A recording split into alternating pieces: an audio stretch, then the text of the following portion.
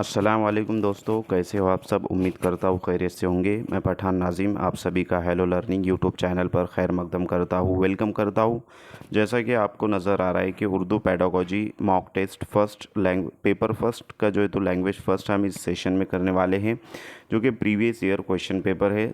दिसंबर 2019 में जो एग्ज़ाम हुआ था सीटेट का, उसमें जो उर्दू सब्जेक्ट था, उर्दू का जो पेपर था लैंग्वेज फ़र्स्ट का, तो वो आज हम इस सेशन में देखने वाले हैं।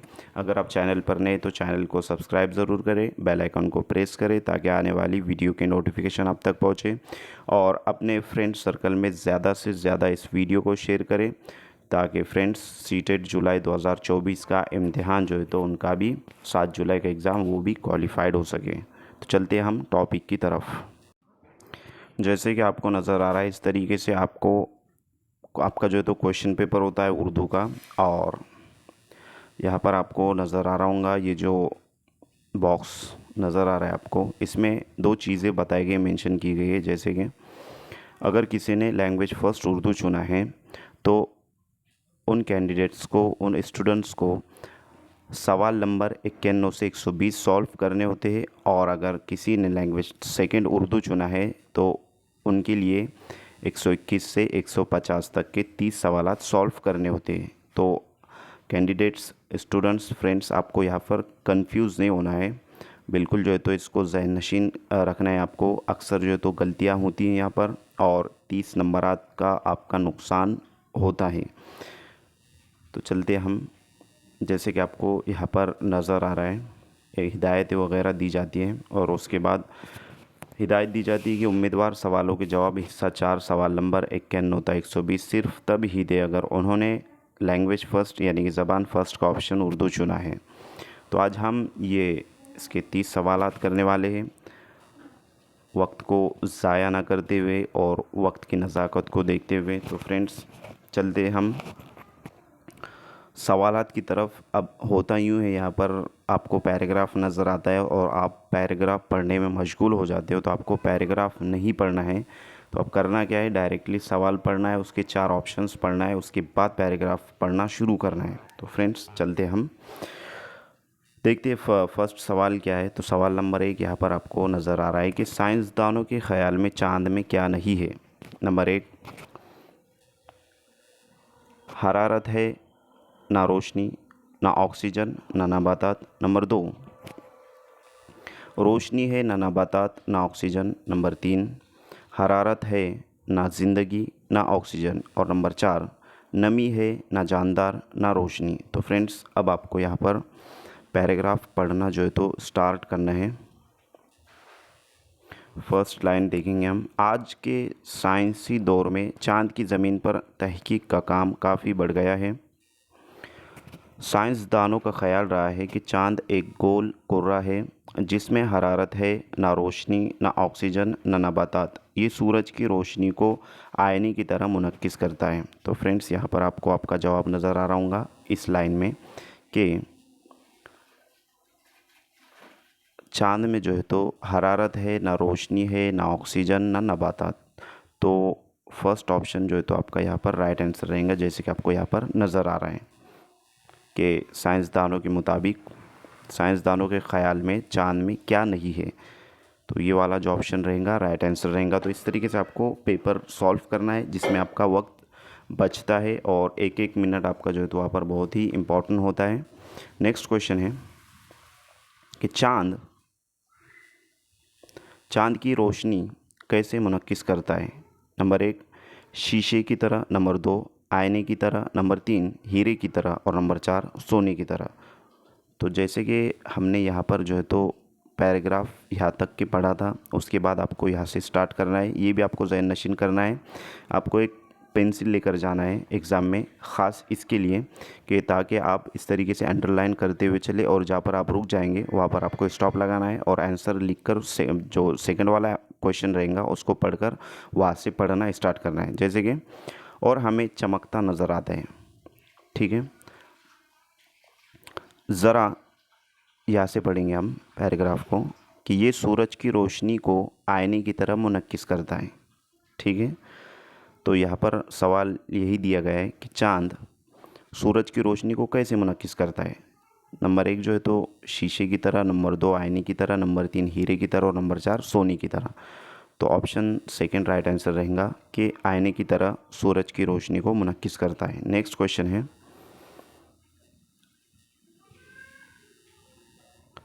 चांद ज़मीन के गिर्द किस मदार में घूमता है?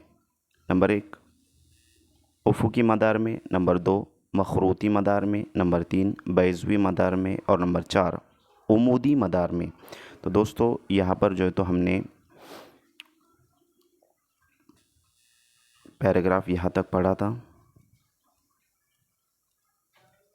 अब यहाँ से पढ़ना है कि ज़रा गौर से देखिए तो ये समझ में आ जाता है कि चाँद का सबसे ज़्यादा चमकदार हिस्सा सूरज से बहुत ज़्यादा क़रीब रहता है।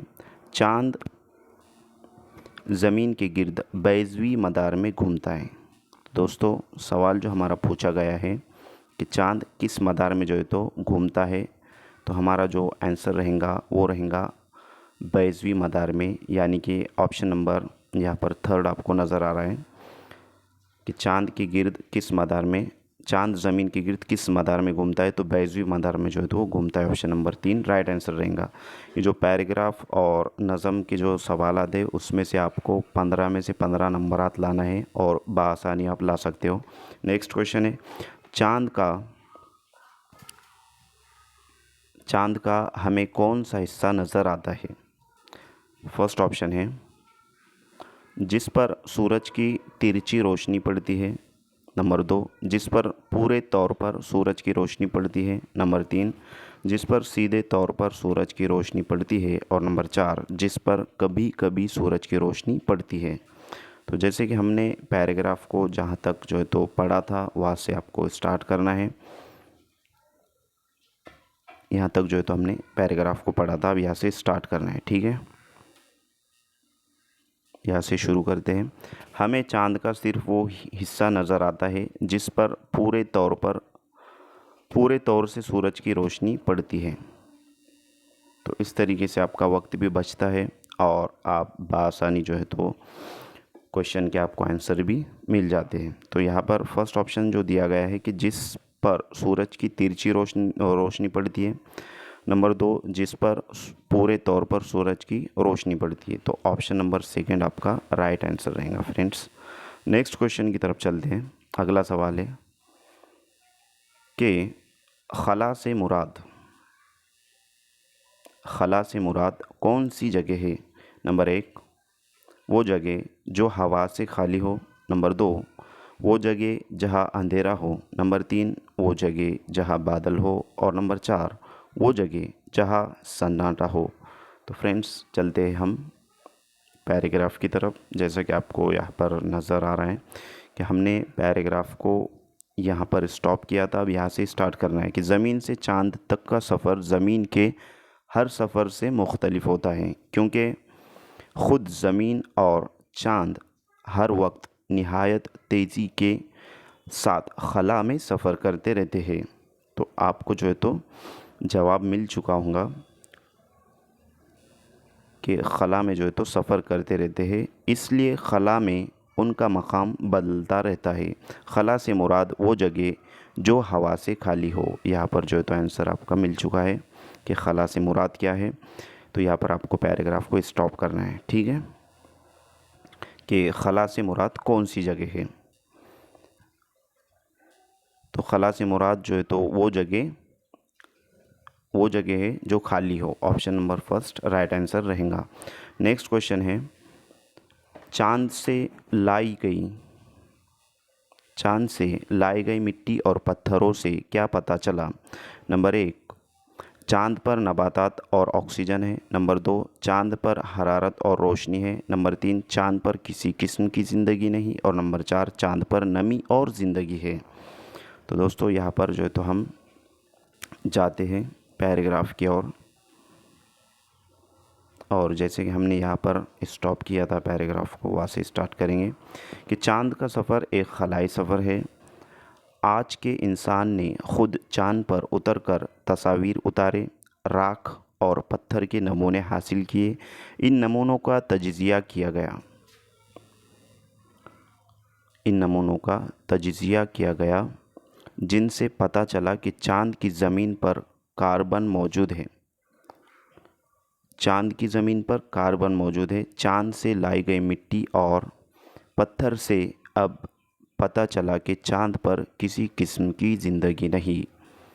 तो दोस्तों यहाँ पर जो है तो आपका आंसर निकल कर आ रहा है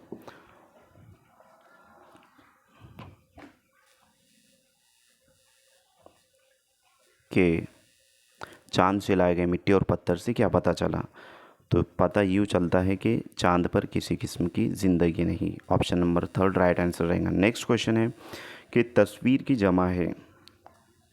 इस तरीके से जो क्वेश्चन होते हैं फ्रेंड्स, जमा और वाहिद जमा वाले, तो इस पर एक सेशन लिया गया है जिसमें प्रीवियस ईयर के जितने भी वाहिद जमा और जितने भी जो है तो मुतज़ाद लफ्ज़ यानी कि अल्फाज ज़िद पूछे गए हैं उस पर मबनी सेशन है।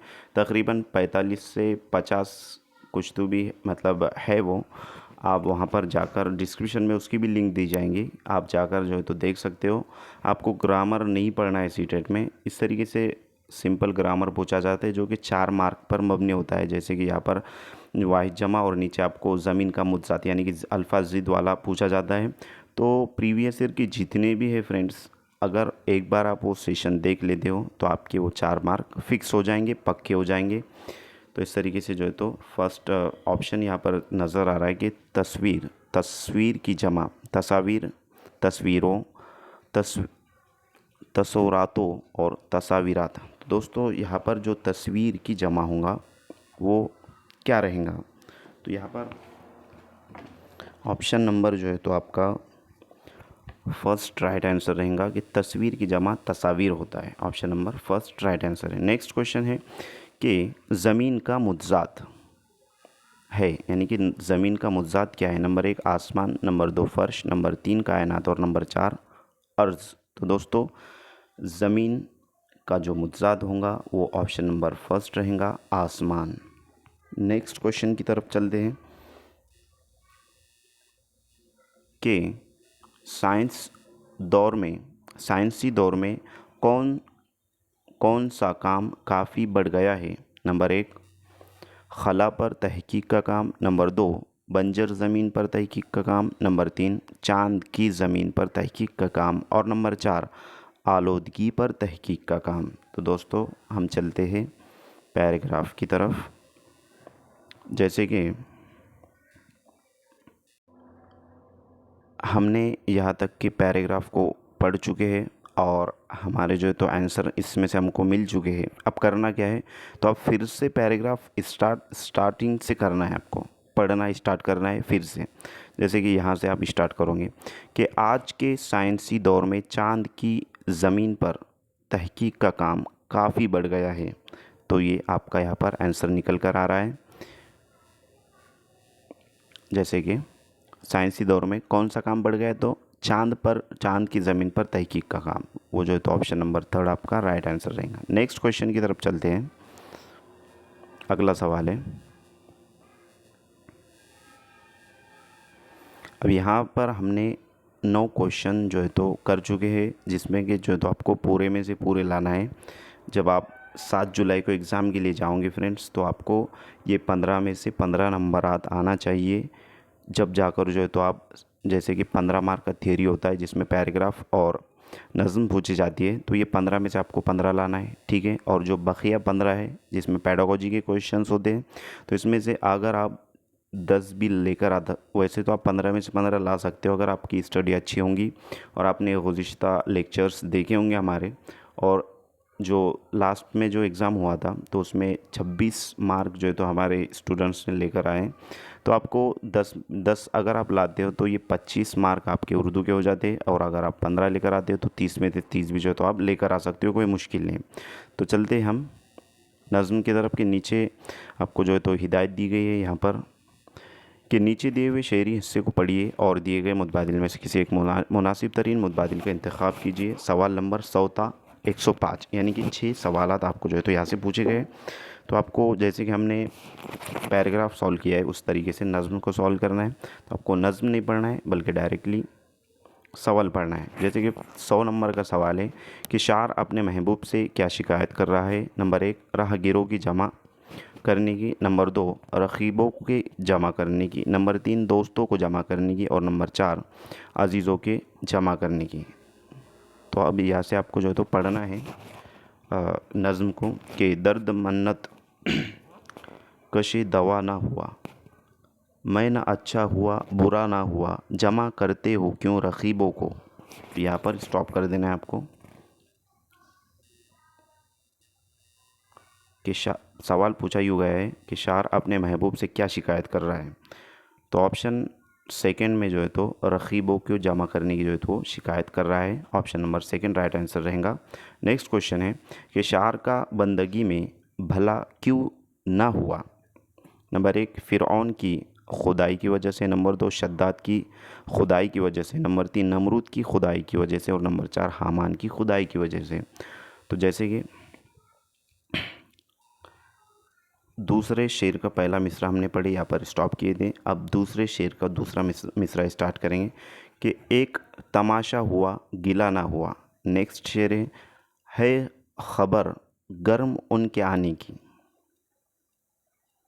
आज ही घर में बोरिया ना हुआ, क्या वो नमरूद की खुदाई थी, बंदगी में मेरा भला ना हुआ। तो यहाँ पर नमरूद की खुदाई की बात की गई है। तो ऑप्शन नंबर आपका थर्ड राइट आंसर रहेगा। इस तरीके से आपको वक्त भी आपका जो है तो ज़ाया नहीं होता है, वक्त भी बचता है और क्वेश्चन के आंसर भी आपको बआसानी मिलते हैं। नेक्स्ट सवाल है 102 नंबर का सवाल है कि महबूब के आने की खबर सुनकर क्यों उदास है। नंबर 1 घर में बोरियां नहीं है, नंबर 2 घर में खाना नहीं है, नंबर 3 घर में बर्तन नहीं है और नंबर 4 घर में मिठाइयाँ नहीं है।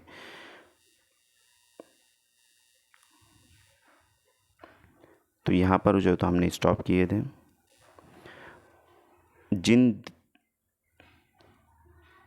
यहाँ पर जान दी हुई उसी की थी, यहाँ पर मिस्टेक हुआ है मिसरा जो है तो जान दी हुई उसी की थी, हक तो ये है कि हक अदा ना हुआ।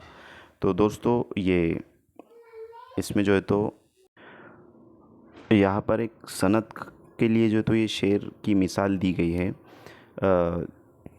एक सनत पर जो है तो ये मिसरा मतलब ये शेर फिट होता है। जैसे कि जान दी हुई उसी की थी, हक तो ये कि हक अदा न हुआ।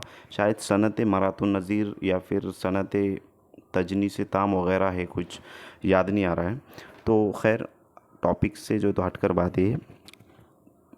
तो यहाँ पर जो है तो पूछा सवाल में यूँ गया है आपको कि महबूब के आने की खबर सुनकर क्यों उदास हैं। तो आज ही घर में बोरिया ना हुआ।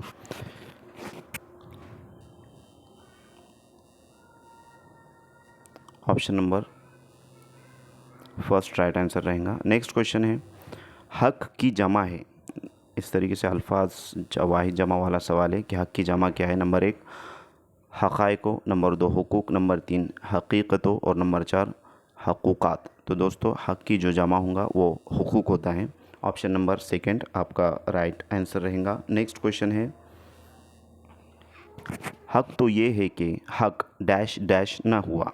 तो दोस्तों ऑप्शन नंबर फर्स्ट जैसे कि जेल में दिए गए लफ्ज़ों में से सही लफ्ज़ भरिए, यानी कि आपको नज़्म को देखना है और ये जो लाइन है नज़्म में, ये जो मिसरा है उसको देखना है और ख़ाली जगह को आपको पूरा करना होता है। इस तरीके से भी सवाल पूछा जाता है। आसान सवाल है। तो फर्स्ट ऑप्शन है वफ़ा, दूसरा ऑप्शन है जफ़ा, तीसरा ऑप्शन है अदा और लास्ट ऑप्शन है अता। तो चलते हैं हम इसकी तरफ, नज़्म की तरफ। तो लास्ट में जो है तो आपको नज़र आ रहा होगा कि आखिरी जो शेर है कि जान दी हुई उसी की थी, हक तो ये है कि हक अदा ना हुआ। तो यहाँ पर अदा लिखा गया है। तो आपका जो है तो ऑप्शन नंबर यहाँ पर थर्ड राइट आंसर रहेगा। नेक्स्ट क्वेश्चन है पहले मिसरे में शार ने किसको दर्द का मन्नतकश ना होने दिया। नंबर 1 हवा का, नंबर 2 दवा का, नंबर 3 वफ़ा का और नंबर 4 जज़ा का। तो दोस्तों मिसरा किसे कहते हैं और शेर किसे कैसे कहते हैं। पहला मिसरा पहले मिसरे में शायर ने किसको दर्द का मन्नतकश ना होने दिया, पहला मिसरा कौन सा है? तो यहाँ पर जो है तो फर्स्ट लाइन जो नज़र आ रही है आपको, ये मिसरा है, दर्द मन्नत कशे दवा ना हुआ। तो यहाँ पर ये आंसर जो रहेगा वो दवा रहेगा। आंसर जो रहेगा आपका राइट आंसर वो रहेगा दवा, यानी कि option number second right answer रहेगा। तो आपको ये समझना है कि शेर किसे कहते हैं और मिसरा किससे कहते हैं। तो दो मिसरों को मिलाकर एक शेर बनता है, जैसे कि ये जो लास्ट वाला देखेंगे हम,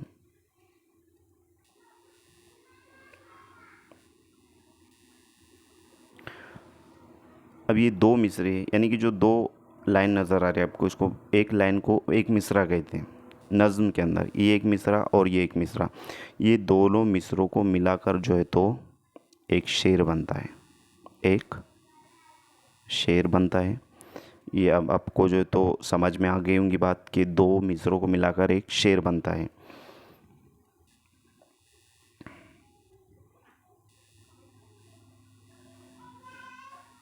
तो यहाँ पर पहले मिसरे में शायर ने किसको दर्द का मन्नतकश ना होने दिया, तो option number second right answer रहेंगे। तो मिसरा किसे कहते हैं और शेर किसे कहते हैं, अगर आप ये बात को अच्छी तरीके से समझ में आ गए होंगे आपको, तो आप सवाल का इस तरीके से सवाल जो भी आएगा उसका जवाब आप बआसानी दे सकते हो। अब यहाँ से इसके बाद जो है तो हमने अभी तक 15 सवाल सॉल्व किए हैं और उसमें से 15 में से 15 आपको लाना है, ठीक है। अब इसके बाद के जो 106 से जो क्वेश्चंस रहेंगे वो पेडागोजी के सवाल हैं।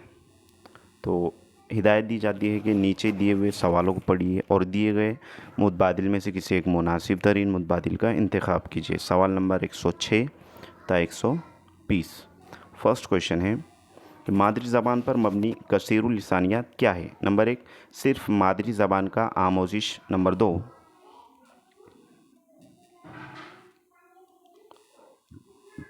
2 मादरी ज़बान के ज़रिए आमोजिश, नंबर 3 पहले मादरी फिर मज़ीद ज़बानों की आमोजिश, और नंबर 4 बहुत सी ज़बानों और गैर मुल्की ज़बानों की मादरी ज़बान के तौर पर आमोजिश। तो दोस्तों 106 जो नंबर का सवाल है उसका जो राइट आंसर रहेगा वो रहेगा ऑप्शन नंबर 3 कि पहले मादरी फिर मज़ीद ज़बानों की आमोजिश। नेक्स्ट क्वेश्चन है 107 नंबर का सवाल है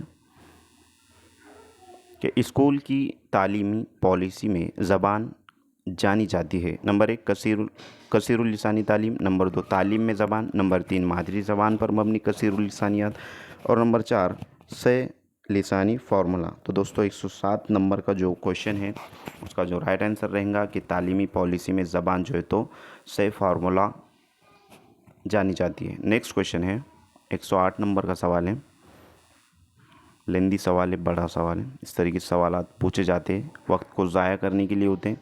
अगर आप बगौर जो है तो इसको अच्छे से पढ़ते हो तो आप राइट आंसर टिक करेंगे इंशाल्लाह। कि 108 नंबर का सवाल है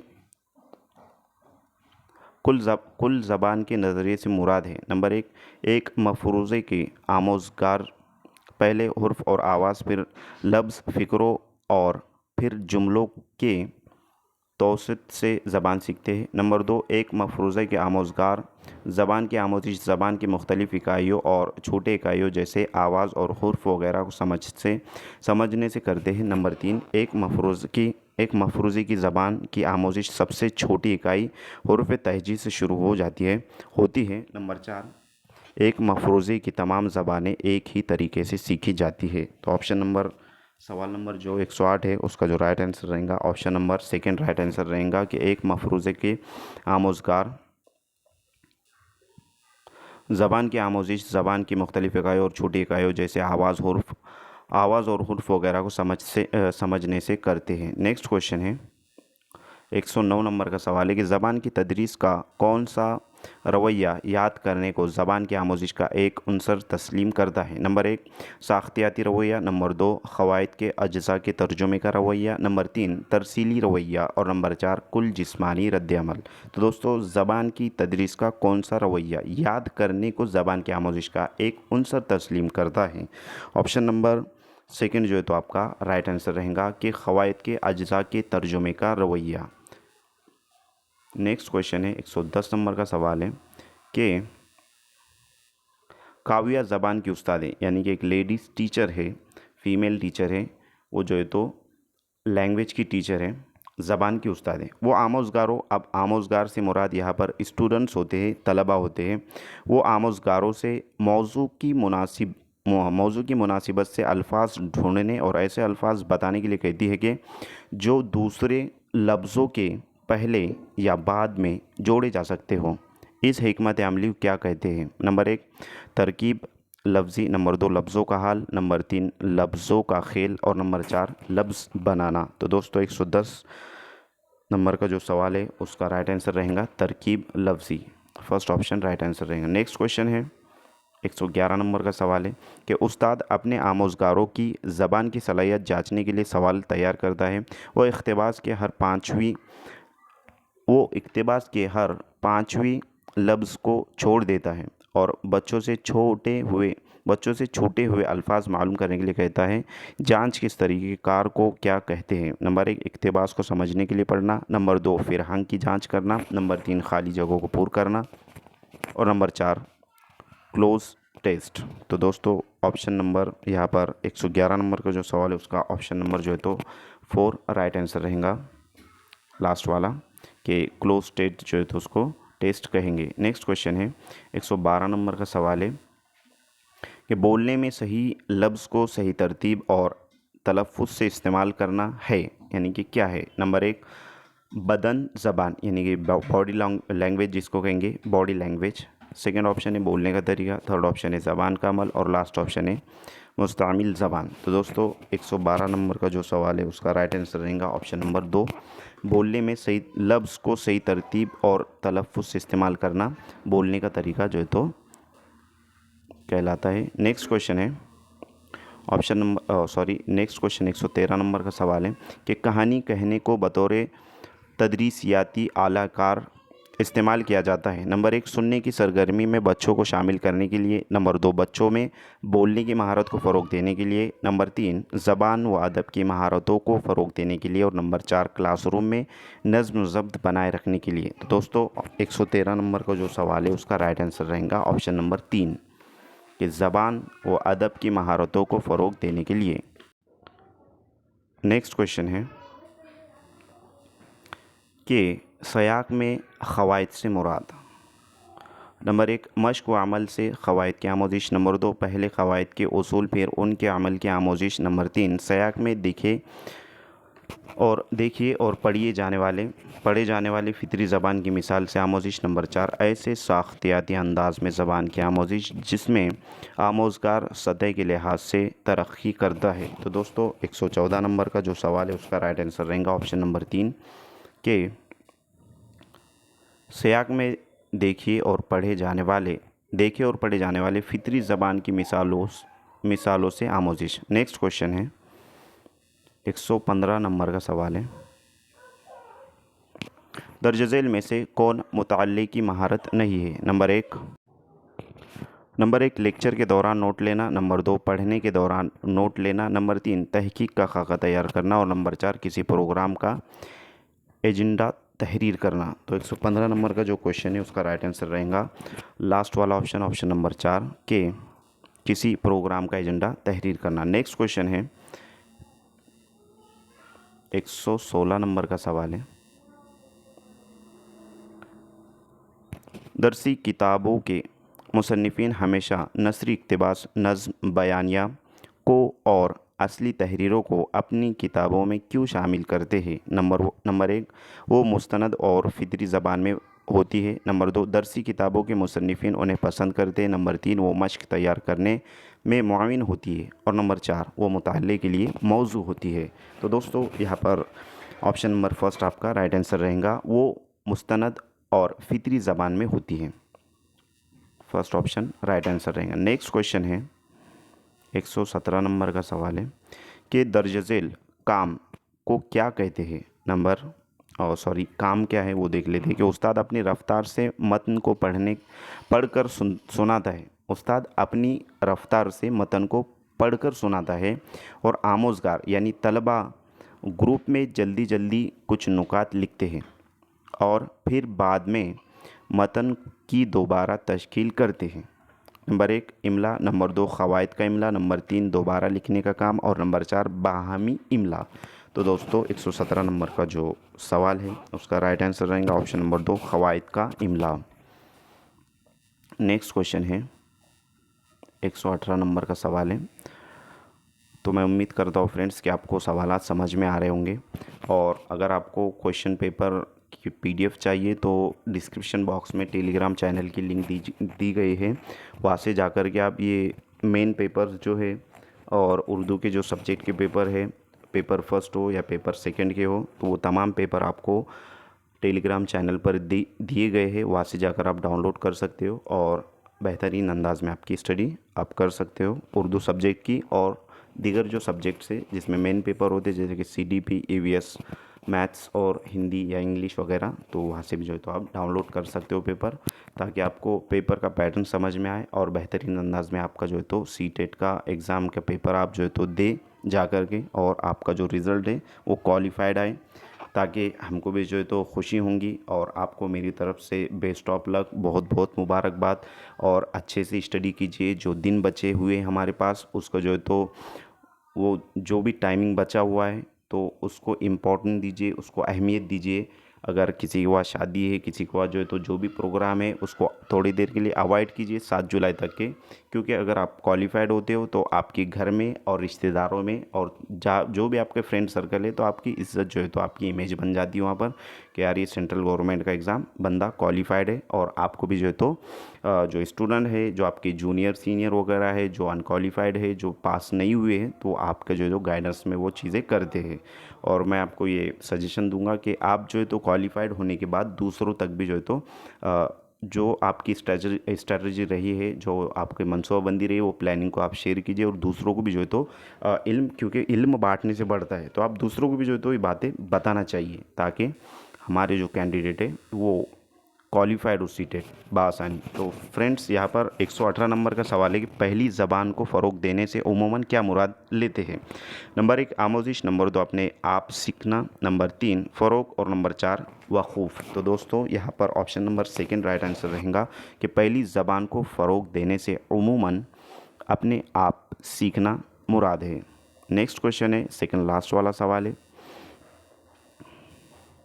पहली जमात के उस्ताद की क्लास में मुख्तलिफ़ मादरी ज़बान बोलने वाले बच्चे हैं। उस्ताद उन बच्चों से मुख्तलिफ़ मादरी ज़बानों में आदाब व तस्लीम के तबादले के लिए कहता है। इस तरह तलबा रोज़ मुख्तलिफ़ ज़बानों के नए अल्फाज से मुतारुफ़ होते हैं। इस तरह उस्ताद क्या हिकमत अमली इख्तियार करता है। नंबर 1 कसीरुल लिसानियात बतौर माखज़, नंबर 2 बहुत सी ज़बानें जानना, नंबर 3 तनाव बतौर हिकमत अमली और नंबर 4 एक लिसानियत। तो दोस्तों option number first right answer रहेगा कि कसीरुल लिसानियत बतौर माखज़ के तौर पर जो है तो यहाँ पर इस्तेमाल कर रहा है उस्ताद। नेक्स्ट क्वेश्चन है, लास्ट वाला सवाल है, ध्यान से देखना है आपको ये, और जब आप एग्ज़ाम के लिए जाओगे तो आपका ये वाला क्वेश्चन गलत नहीं होना चाहिए। यानी कि आपका जो 120 नंबर का सवाल रहेगा पेपर फर्स्ट का, लैंग्वेज फ़र्स्ट हो या लैंग्वेज सेकंड का, तो लैंग्वेज फ़र्स्ट का तो आपको ये गलत नहीं करना है, ठीक है। दर्ज झेल में से कौन आमोज़गारों को ज़बान से मुतारुफ़ कराने का मिसाली तरीका नहीं है। नंबर 1 इस तरीके से निगेटिव सिस्टम वाले, निगेटिव टाइप वाले क्वेश्चन पूछे जाते हैं, यहाँ पर नहीं है पूछा गया है। तो फर्स्ट है नज़्म और गाने, सेकंड है मुस्तमिल लफ्ज़ और छोटे जुमले, थर्ड है हुरूफ़ तहजी के हुरूफ़ की तदरीस, और लास्ट है बोलने और सुनने में शिरकत। तो दोस्तों ऑप्शन नंबर थर्ड आपका राइट आंसर रहेगा कि दर्ज झेल में से कौन आमोज़गारों को ज़बान से मुतारुफ़ कराने का एक मिसाली तरीका है। तो हुरूफ़ तहजी जो है तो उससे लफ्ज़ों से जो है तो तलबा वाकिफ़ होते, मुतारुफ़ होते, मतलब जानते लफ्ज़ों को, उससे जो है तो वो देखकर समझते हैं कि हुरूफ़ तहजी के हुरूफ़ की तदरीस ये ऐसी चीज़ है जिसमें तलबा ज़बान से मुतारुफ़ करने का एक मिसाली तरीका भी कहा जाएगा इसको, क्योंकि हुरूफ़ तहजी के ज़रिए जो है तो हम उर्दू को सीखते हैं। तो मैं उम्मीद करता हूँ फ्रेंड्स कि आपको सेशन अच्छा लगा होगा, और जो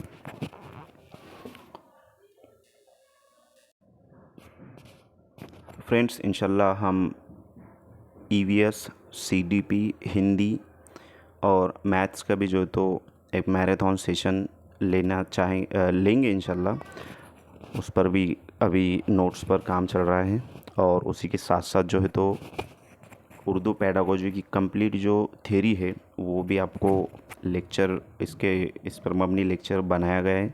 आप डिस्क्रिप्शन में जाकर जो तो कंप्लीट उर्दू पेडागोजी का जो वीडियो है वो देख सकते हो और प्रीवियस ईयर के जितने भी वीडियो है फ्रेंड्स वो आपके लिए कारआमद साबित होंगे, बहुत ही इम्पोर्टेंट साबित होंगे, ताकि आपका जो स्कोर है उर्दू सब्जेक्ट का वो आप 30 में से 30 भी जो है तो ला सकते हो। और इंशाल्लाह एक सेशन हम जो है तो एक सेमिनार लेंगे इंशाल्लाह, जिसमें जो हमारे जो फ्रेंड्स है जो कि सीटेट क्वालिफाइड है और अभी जो इससे पहले जो सीटेट हुआ है जनवरी में, हाँ जनवरी में जो सीटेट हुआ था तो उसमें हमारे एक फ्रेंड्स क्वालिफाइड हुए। वो बहुत ही कम वक्त में जो है तो उन्होंने स्टडी की थी और किस तरीके से की थी वो तमाम जो उनकी प्लानिंग है, जो उनका मनसूबाबंदी है और वो आपको बताएंगे कि किस तरीके से करना है। और हमारा जो दूसरे जो फ्रेंड है उनका नाम लेना नहीं चाहूँगा, तो किस तरीके से जो है तो स्टूडेंट को स्टडी करना चाहिए और कौन सा सब्जेक्ट को वेटेज कैसा देना चाहिए और प्रीवियस ईयर क्वेश्चन पेपर किस तरीके से सॉल्व करना चाहिए। क्योंकि अक्सर होता यूँ है कि हमारे जो तलबा है, उर्दू मीडियम की बात कर रहा हूँ मैं, उर्दू मीडियम के जो कैंडिडेट है मेहनत बहुत कर लेते हो, बहुत ज़्यादा मेहनत करते हैं और नतीजा निकल कर आता है फेल, अनक्वालिफाइड, इस तरीके का। तो आपको सिस्टमेटिक तरीके से स्टडी करना है, थोड़ी करना है लेकिन अच्छे से करना है, ताकि सिस्टमेटिक तरीके से आप स्टडी करोगे तो सीटेट एग्ज़ाम क्वालिफाइड करना कोई बड़ी बात नहीं है, आसानी से आप क्वालिफाइड हो सकते हो। और हमारा जो एक जो फ्रेंड है वो जो है तो अभी जो शिक्षक भर्ती चल रही है उसमें सिलेक्शन हो चुका है उनका, खानदेश जलगांव के इलाके में जो है तो उधर की है वो, और उनको जो है तो अपने घर से 30 किलोमीटर पे स्कूल मिली है, यानी कि जॉब मिल चुकी है उनको पवित्र पोर्टल के थ्रू। अगर आप भी दिलचस्पी रखते हो गवर्नमेंट टीचर की तो आपको सीटेट पर फोकस करना है और सीटेट क्वालिफाइड होने के बाद जो टीटी है वो भी आपको देना है। अगर आप ये क्वालिफाइड हो जाते हो तो टीटी देने की ज़रूरत नहीं रहेगी, और देते हो तो बहुत अच्छी बात है क्योंकि नॉलेज जो है तो इंसान को आ जाता है पेपर पैटर्न वगैरह का। तो इसके बाद थर्ड टेट होगा और उसके बाद जो है तो फिर से पवित्र पोर्टल स्टार्ट होगा। तो फ्रेंड्स मैं उम्मीद करता हूँ कि आपको वीडियो अच्छी लगी होंगी। Thank you for watching my video, thank you very much Indeed for your cooperation and have a nice day.